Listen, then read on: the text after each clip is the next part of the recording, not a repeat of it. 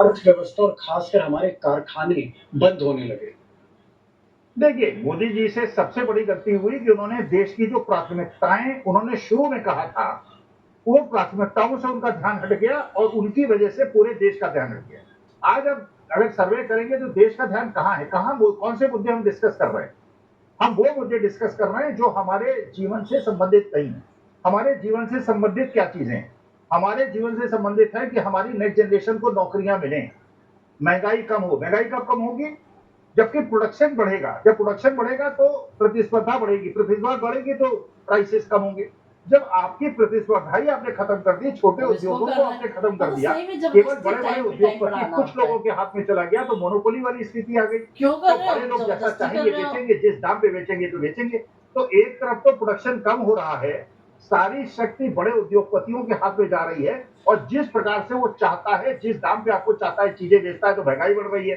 क्योंकि छोटे और मध्यम उद्योग रोजगार सृजन करते थे, बड़े उद्योग कम रोजगार का सृजन करते हैं कंपैरेटिवली। अगर उनका टोटल सेल्स देखें और एम्प्लॉयमेंट देखें तो आपको पता चलेगा एक छोटा दुकानदार जो महीने में केवल 50,000 रुपए कमाता है, वो भी 3 लोगों को नौकरी देता है। लेकिन जो आदमी 1000 करोड़ का व्यवसाय करता है, वो इतने प्रोपोर्शन में इतने लोगों को नौकरी नहीं देता। तो अगर बच्चों को नौकरी नहीं मिली, अच्छा इंडस्ट्रियलाइजेशन की तरफ क्या आपने ध्यान दिया? उत्तर प्रदेश के अंदर दीपक जी बता दीजिए पिछले 10 साल के अंदर कौन-कौन सी इंडस्ट्री लगी हैं?